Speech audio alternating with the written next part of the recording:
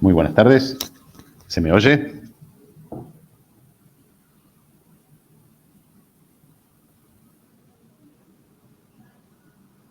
Bueno, muchísimas gracias por darme la posibilidad de estar presentes y acompañarlos en este tercer encuentro latinoamericano de DMCs 2023. En lo personal, estoy muy contento de poder estar aquí compartiendo con ustedes y desde lo institucional, desde AOCA también, poder estar presentes en esta iniciativa. Agradecerle a la organización particularmente por esta invitación. Un poco la idea es que hoy charlemos un poquito. Cuando la organización me planteó el temario o el programa, me pareció interesante hablar un poco de la retención de talentos, ¿no? En realidad, y para serles honestos,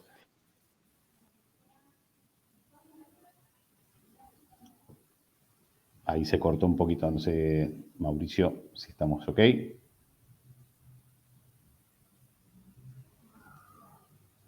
Turística en la Facultad de Historia, Geografía y Turismo de la Universidad del Salvador, entre otras actuaciones docentes. Una persona que sabe muchísimo, que tiene gran conocimiento y que la verdad me congratulo mucho de que esté con nosotros. Matías, adelante, por favor. Muchísimas gracias, Mauricio. ¿Se me escucha bien? Ahí me decían que se escuchaba un poquito bajo. ¿Ahí se me escucha bien? No te estoy recibiendo.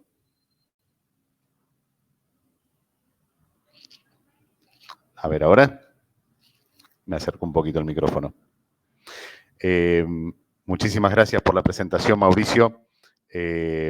Para nosotros, desde AOCA, es un placer poder acompañarlos en este tercer encuentro latinoamericano de DMC 2023. En lo personal, una gran satisfacción y un agradecimiento a la organización, que cuando me planteó la temática, el programa para charlar acerca de la retención de talentos, la verdad que me parece que es un tema que está hoy por hoy en la agenda no solamente de los DMCs, sino de toda la industria de reuniones a nivel global. Lo hemos compartido en muchísimos eventos y en muchísimas instancias con diferentes personalidades, referentes de nuestra industria, y creo que es un tema necesario para abordar. Y en primer lugar, digo, como para ir metiéndonos de a poco en la charla, compartirles que en lo personal tengo una discrepancia conceptual con el tema, ¿no? Con esto de la retención de talentos. En principio, la retención a mí en lo particular y en lo personal me suena un poco autoritario, digo, cómo retener un talento. En realidad, a mí me gusta hablar más de la gestión de los talentos más allá de la retención, porque suena como a privación ilegítima de la libertad. Y la realidad es que no se trata de retener, sino de gestionar esos talentos. Esta es una diferencia conceptual, pero que no es, digo, es una diferencia conceptual más allá de lo semántico, porque en realidad tiene que ver con el enfoque y con la estrategia que nosotros planteamos, no solamente desde AOCA, sino también en nuestro país, y es un tema que se está dando sobre todo en este tiempo pospandémico como agenda, de cómo gestionar a estos talentos. Y cuando hablamos de talentos, en realidad lo que estamos hablando básicamente son de personas. Digo, estos talentos en nuestra industria son personas, y como todo individuo, como toda persona, tienen emociones, tienen necesidades, tienen deseos y tienen recursos. Las emociones de las más diversas, de acuerdo, digamos, a cada perfil, a cada persona, las necesidades desde las más básicas hasta las más complejas, y por otro lado, y los deseos ilimitados. Digo, toda persona tiene deseos ilimitados, pero sí tiene recursos limitados, y esto hace que, de alguna manera, entendamos que el eje transversal a la hora de hablar de la gestión de talentos es la diferencia subjetiva, ¿no? Creo que la diferencia subjetiva es el eje transversal o el factor común a la hora de analizar el enfoque. Y cuando se me presentó la posibilidad de hablar de este tema, que ya lo veníamos desarrollando en otras instancias, tomé la decisión arbitraria, como como le pasa a todos los speakers, ¿no? A la hora de afrontar una charla, cuál era el enfoque que uno pretende darle a esta situación. Y la realidad es que, en lo personal, creo que el enfoque del cual muchas veces no lo analizamos, sobre todo mirando desde la oferta, ¿no? Porque seguramente si hablamos con gerentes o directores de recursos humanos o de capital humano, hay un enfoque desde esa mirada también. Yo preferí tomar un enfoque más desde el lado del marketing. Ustedes me preguntarán qué tiene que ver el marketing con la gestión de talentos. Bueno, en realidad el marketing creo que también está un poco subestimado o poco valorado en el término amplio de lo que significa el marketing, ¿no? Para mí el marketing es un proceso social, y para mí no, digo, lo define Kotler así, es un proceso social en el cual existe un intercambio entre los individuos y las organizaciones para obtener lo que desean y necesitan a través justamente de ese intercambio de bienes y servicios. En esta relación que nosotros, las organizaciones, tenemos con las personas, está claro que estas personas intercambian sus servicios profesionales, su tiempo, su dedicación, su horas hombre, a cambio de algo que es un bien material que las organizaciones entregamos a cambio y que básicamente en esto es una contraprestación monetaria. Ahora, esa definición es bastante simple. Lo que hace complejo es cuáles son esos deseos y esas necesidades que tienen estos potenciales talentos que nosotros tenemos o necesitamos tener dentro de las organizaciones. Y básicamente, para hablar de cuáles son esos deseos y esas necesidades, creo que es necesario entender que hay 4 pilares fundamentales en cada individuo que tienen que ver con la percepción, con la motivación, con el aprendizaje, con las creencias y con las actividades, ¿no? Cuando hablamos de motivación, lógicamente, la pregunta es ¿qué los mueve? ¿Qué mueve a las personas a integrarse a una determinada actividad, a pertenecer a una determinada organización, a quedarse o a incorporarse en una determinada estructura?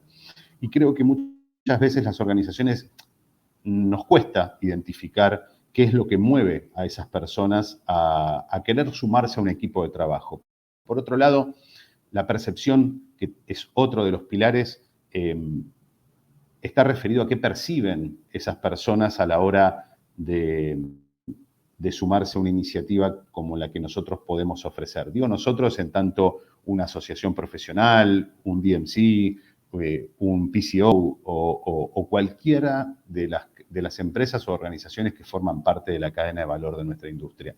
Y creo que esto es un factor sumamente importante, porque la percepción es diferente, no solamente en todas las personas, sino que además es diferente en función de las experiencias anteriores, ¿no? Esto de qué perciben aquellos talentos a la hora de sumarse a una organización, es decir, qué ven de nuestras organizaciones o qué creen que son nuestras organizaciones, qué tenemos para aportar, cómo se van a desarrollar dentro de las organizaciones. Creo que es un poco el capital simbólico, ¿no? Que está muy instalado en determinados ámbitos y en otros no tanto. Y con esto del capital simbólico siempre hay un problema. Tiene que ver con las experiencias anteriores y una determinada curva de aprendizaje, que es otro de los pilares. En definitiva, todos los seres humanos transitamos por una curva de aprendizaje permanente y muchas veces confrontamos, lógicamente, valga la redundancia, confrontamos esas experiencias anteriores con la realidad percibida y en función de esa diferenciación vamos aprendiendo y vamos desarrollándonos en esa curva de aprendizaje que tiene que ver con cada ciclo de vida de las personas. Nuestra actividad es una actividad que tiene un capital simbólico muy característico y muy particular. Uno que ha transitado durante muchos años esta actividad puede percibir o puede presumir que muchas veces nuestra actividad no es lo que parece. De hecho, les debe haber pasado, tanto como a mí, que a la hora de contar una experiencia digamos, todo el mundo lo ve desde un lugar más romántico del que realmente es. Digo, y en esto me permito una reflexión disruptiva.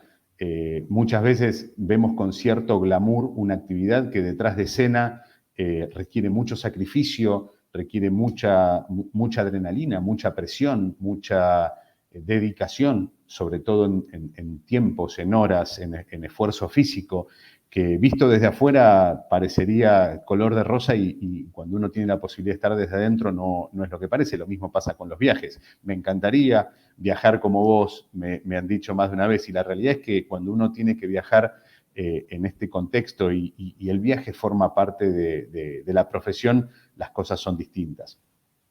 Este capital simbólico claramente apunta hacia ese lugar. Y por último, las creencias y las actividades, ¿no? Entender que las personas tienen diferentes creencias, tienen diferentes actividades que los satisfacen, que les dan placer. Y en función de eso, cuando hablamos de estas creencias y estas actividades que son perfiles psicográficos de estos talentos, uno tiene que entender que esos dos aspectos están orientados hacia algo que para mí es fundamental, que es la vocación y la pasión. Tanto la vocación, uno lo identifica habitualmente con los hobbies, ¿no? Digo, cuando uno le pregunta cuál es esa vocación, cuál es esa pasión que tienen los talentos, está orientado hacia eso, ¿no? Y que se va construyendo a lo largo de la vida. Creo que cuando nos preguntamos cuáles son los deseos y las necesidades, tenemos que tener bien en claro que la pregunta va direccionada hacia esos cuatro componentes: la motivación, la percepción, el aprendizaje y la creencia y las actividades que en definitiva son la vocación y la pasión.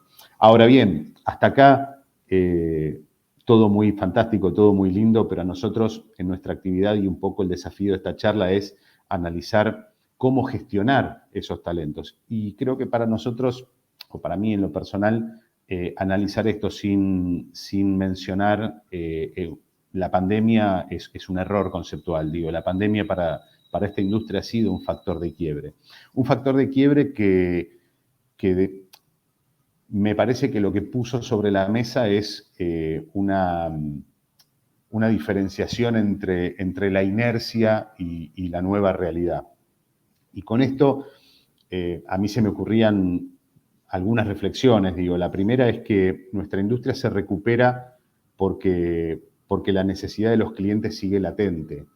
Cuando allá por el 2021 nos preguntaban a algunas personas referentes en nuestro país si nuestra actividad se iba a recuperar en los términos prepandémicos, la realidad es que siempre la respuesta fue en este sentido. Digo, la realidad indicaba, digo, cuando uno analiza los contextos históricos y lo que pasa en determinados momentos de la humanidad, uno tiene que entender que la necesidad del cliente no varió.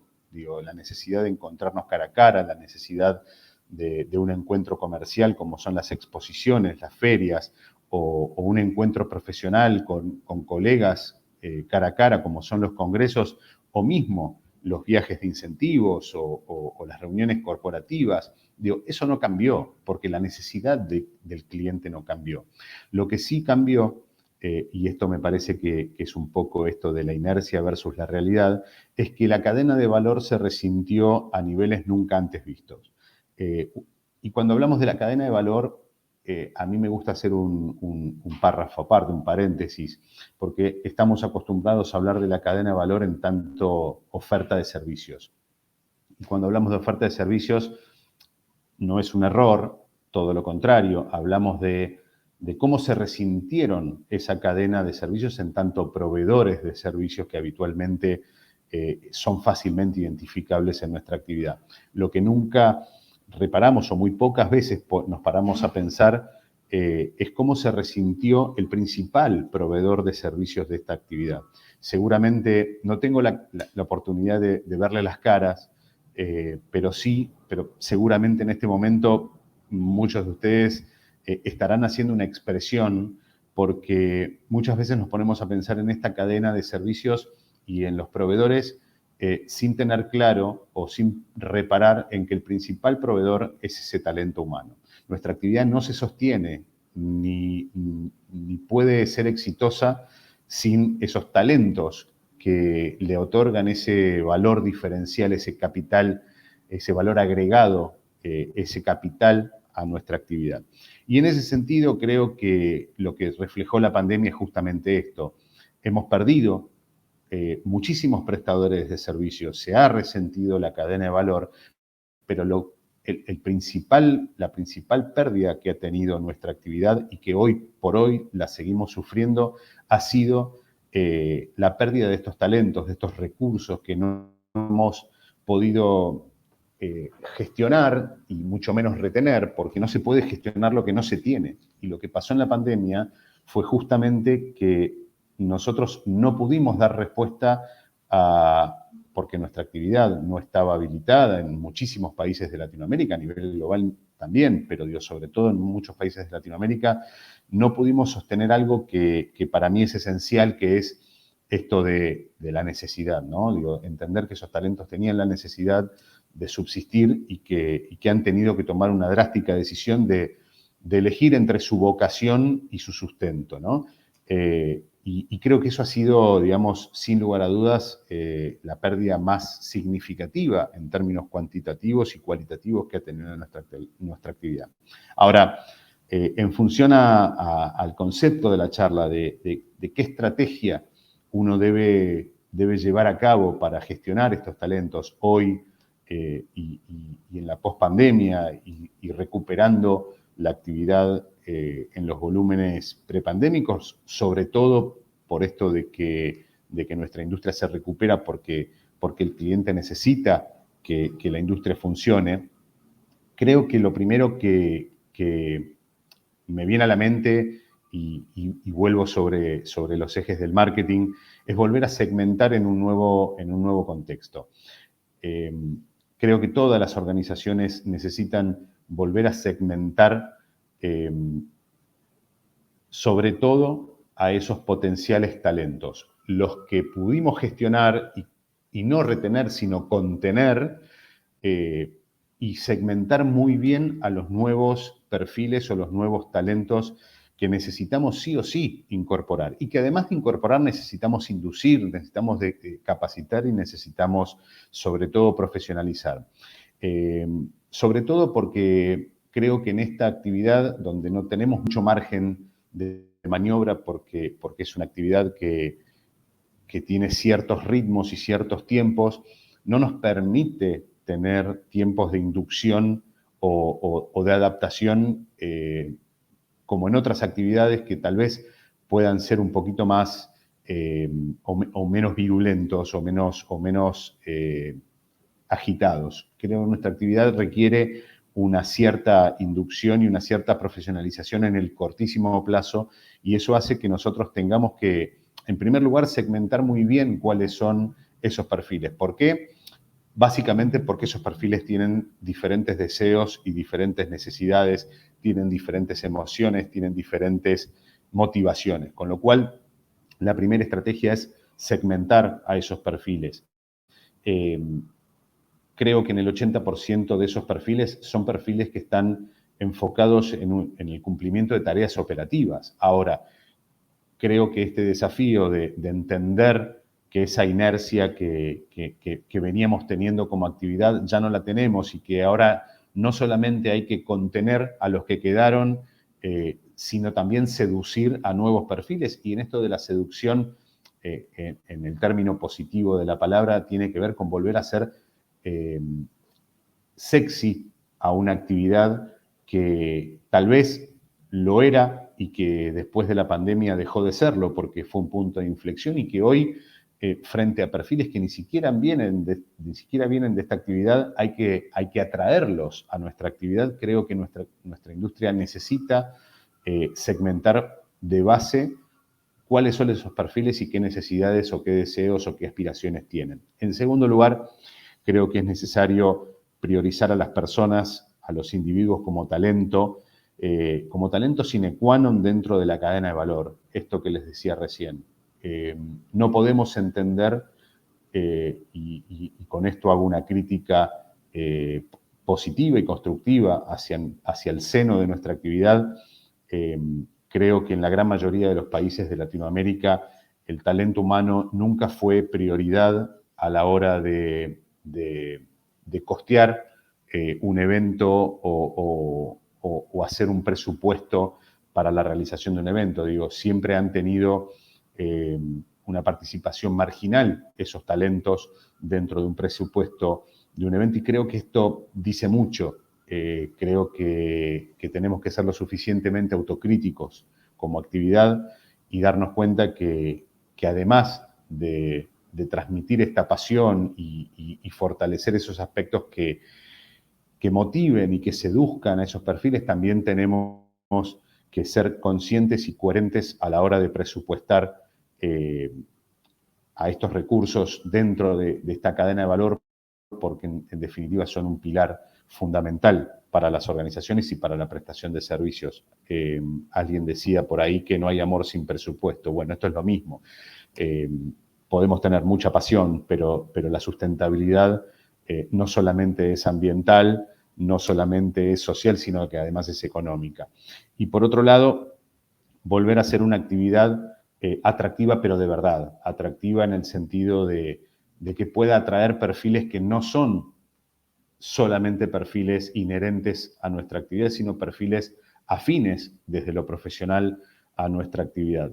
Creo que esas tres son como 4 estrategias muy claras que todas las organizaciones deben tener, y por otro lado, gestionar esos recursos en función de las organizaciones para, vuelvo sobre esto, para atraer, para sustentar y para dar proyección. Y ojo con esto, cuando hablamos de dar proyección, tenemos que entender que en los perfiles, yo les hablaba recién de la segmentación, y dentro de la segmentación hay un componente o un factor fundamental que es la segmentación etaria, una segmentación demográfica que tiene que ver con la edad de esos talentos.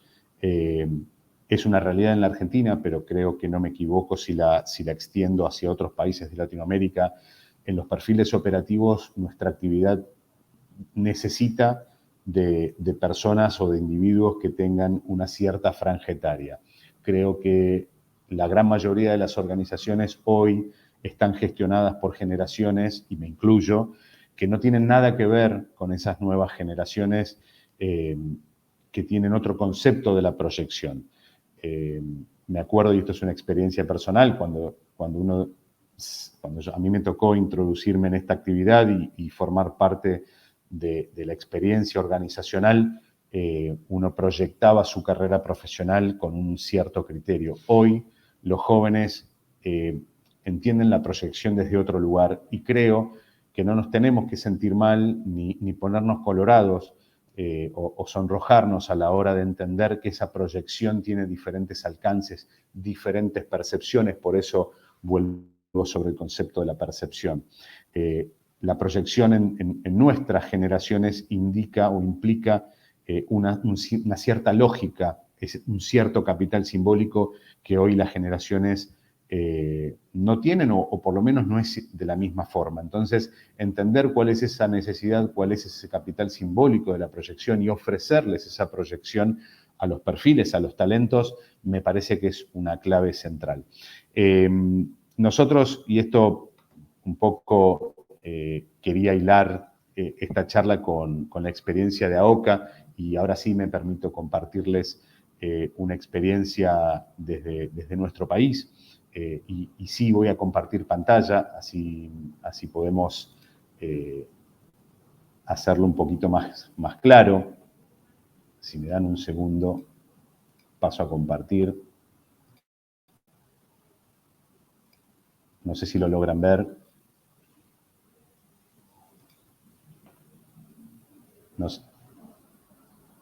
Nosotros desde AOCA hemos desarrollado la Escuela de Negocios, en principio, esto dando respuesta a una necesidad institucional sobre este tema puntualmente. Cuando analizamos la pandemia, vimos que más allá, nosotros dividimos la pandemia en 3 etapas, ¿no? La estrategia fue de AOCA para en cuanto a su representación, en cuanto a sus miembros, fue de alguna manera, identificar 3 etapas de acción para este contexto que nos jugó una mala pasada a todos. La primera etapa fue de contención hacia los miembros, que duró lo que duró el cese de las actividades. Después nos planteamos una segunda etapa que fue justamente la de la reapertura de nuestra actividad y en tercer lugar una etapa que tenía que ver con la reactivación de nuestra industria. Ahora, uno de los principales problemas que tuvo justamente esta reactivación fue justamente esto que les decía recién. La industria se recuperó rápidamente o se está recuperando rápidamente porque la necesidad del cliente estaba intacta, pero la cadena de valor se había resentido. Y uno de los principales aspectos negativos o secuelas que nosotros identificamos dentro de esta lógica fue justamente la pérdida de capital humano, la pérdida de esos talentos. Con lo cual necesitábamos rápidamente trabajar sobre una estrategia que permitiera incorporar nuevos perfiles, capacitarlos, inducirlos, profesionalizarlos y hasta certificarlos. ¿Por qué? Porque básicamente las empresas que componen nuestra actividad necesitaban contar con herramientas muy concretas a la hora de contar con ello. Entonces, un poco esto, la realidad es que tiene que ver con el objetivo institucional. AOCA, dentro de los objetivos, se autopostula, digamos, el de la profesionalización del sector. Nosotros hace 40 años somos una asociación que nos enfocamos en la profesionalización de la industria de reuniones en nuestro país y desde ese lugar trabajamos con acciones muy concretas en cuanto a la captación y a la profesionalización. Ahora, en ese sentido, y como les decía recién, no teníamos los tiempos que la industria nos requería para inducir o capacitar o profesionalizar desde otros lugares, sino desde el seno mismo de la industria transfiriendo conocimientos, ¿no? Entonces, un poco el objetivo de la Escuela de Negocios era justamente presentar un proyecto integral de capacitación desde la industria hacia la industria, ¿no? Esto como concepto prioritario. En cuanto a la estructura del proyecto, diseñamos básicamente 3 programas distintos. La estructura de la Escuela de Negocios tiene 3 programas diferentes de capacitación en función de las necesidades concretas que nos transmitía el sector, un programa de certificación para perfiles ya capacitados y con ciertas exigencias, sobre todo en el plano internacional de los negocios, y un programa de diplomatura. Los objetivos, la capacitación continua para los diferentes perfiles y talentos, por otro lado la formación y por otro lado la certificación. En cuanto a los públicos objetivos, la Escuela de Negocios cuenta con un programa de capacitación orientado a empresas, a profesionales y estudiantes de carreras afines a la actividad. Esto que les planteábamos recién. Entender que tenemos que ampliar el segmento y el horizonte de búsqueda. No solamente nos alcanza con los profesionales en turismo o perfiles habituales de nuestra industria, sino que teníamos muchísimas otras profesiones afines y perfiles profesionales afines a nuestra actividad y que tenían que ver con otras carreras de grado o con otros perfiles profesionales. En cuanto al programa de certificación, orientamos la herramienta a personas que forman parte de la industria y que cumplen, sí, con requisitos ya preestablecidos. Es un programa de certificación que lo que busca es estandarizar esos conocimientos y esas habilidades, esas herramientas, y nuestra asociación a nivel nacional es la entidad que le otorga esa certificación. Hoy, de hecho, estamos con una certificación justamente especializada o enfocada en viajes corporativos y de incentivos, que la damos en conjunto con la Asociación Española de Agentes de Viaje de Empresa, a través de un convenio que nuestra asociación ha celebrado con dicha asociación y que justamente está orientado a formar o a certificar personas que tal vez no venían de nuestra actividad, pero que sí necesitan certificar habilidades, sobre todo a la hora de presentar su oferta de servicios con determinados estándares internacionales. Y por último, un programa de diplomatura y que está dirigido a personas interesadas en nuestra industria que tengan un título secundario y carrera de grado no menor a 4 años, es decir, una tecnicatura o una licenciatura en nuestro país, pero que en diferentes países de la región, digamos, esto tiene otros formatos y que nosotros obviamente los consideramos porque no es solamente una escuela de negocios orientada hacia nuestro país, sino también con la posibilidad de que perfiles profesionales fuera de nuestro país también se integren. Y tiene que ver con una diplomatura específica en la industria de reuniones que va a tener lugar en el segundo semestre del año que viene. Así estaba proyectado en tiempos. Nosotros la hemos lanzado en el año 2022 con el programa de capacitaciones. En el año 23 hemos continuado con otra oferta de contenidos de la Escuela de Negocios en el programa de capacitaciones y sumamos la certificación internacional, y para el 2024 está proyectado la diplomatura que la estamos trabajando con una universidad nacional de nuestro país y que va a trascender seguramente las fronteras de nuestro país en ese sentido, pero sí está proyectado para el segundo semestre del 2024. ¿Cómo trabajamos la Escuela de Negocios? Básicamente con una plataforma, con un sitio propio de la Escuela de Negocios, más allá del sitio institucional de AOCA. La escuela tiene su propia web, donde está obviamente la mirada institucional con este enfoque que les planteo, con un poco la misión y la visión que tiene nuestra escuela, con el propósito que persigue la Escuela de Negocios, y obviamente con los programas que les acabo de contar, con la oferta académica en cuanto a los cursos y obviamente el contacto y un carrito de compras, ¿sí? O una sección para poder adquirir esos cursos. Los cursos básicamente son sincrónicos o asincrónicos. Esto quiere decir que algunos se dan en vivo y en directo, digamos, con el docente en vivo de manera virtual. Todos los cursos son de manera virtual, algunos son sincrónicos y otros son asincrónicos porque entendemos que hay una necesidad también por parte de estos perfiles de poder capacitarse en tiempos diferentes a los que muchas veces tiene la propuesta académica o de un docente. Entonces, tenemos un complemento, digamos, de cursos tanto sincrónicos como asincrónicos.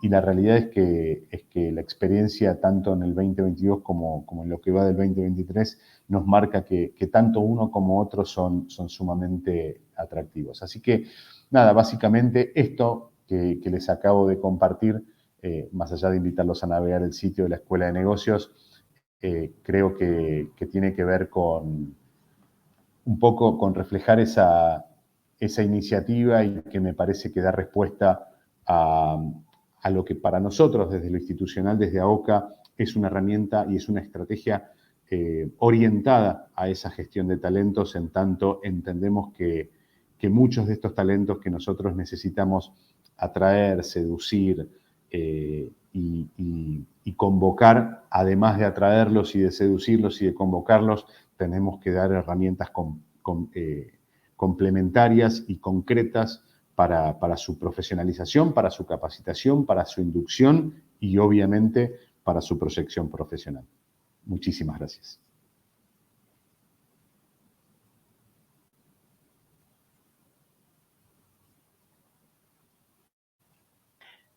Se me hace muy curioso que yo pienso que estamos en la industria más sexy del mundo, pero ya los jóvenes quizás ya no lo piensan y tenemos que volverles a recordar todo lo sexy que somos y todo lo sexy que es esta industria, porque la verdad es que es una industria, y todos sabemos, apasionante y es maravillosa. Bueno, pues voy a continuar con la siguiente parte del día de hoy, y en esta parte les vamos a dar una opción.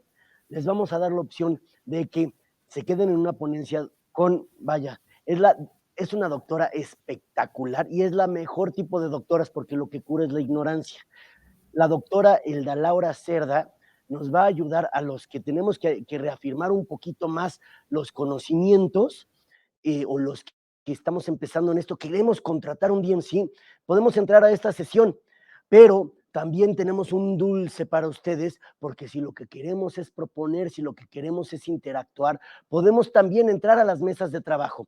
La ponencia de la doctora Elda Laura y las mesas de trabajo van a suceder de manera sincrónica, esto es al mismo tiempo. Entonces, les vamos a pedir que salgan de esta sesión en un momento y que ustedes elijan. Si se quedan con el de Laura Cerda, van a entrar a la sesión siguiente, como lo han estado haciendo todo el día, y si deciden unirse a las mesas de trabajo, que tenemos mesas de trabajo con temas sumamente interesantes, en la parte superior central de su pantalla encuentran el link para ir a mesas de trabajo.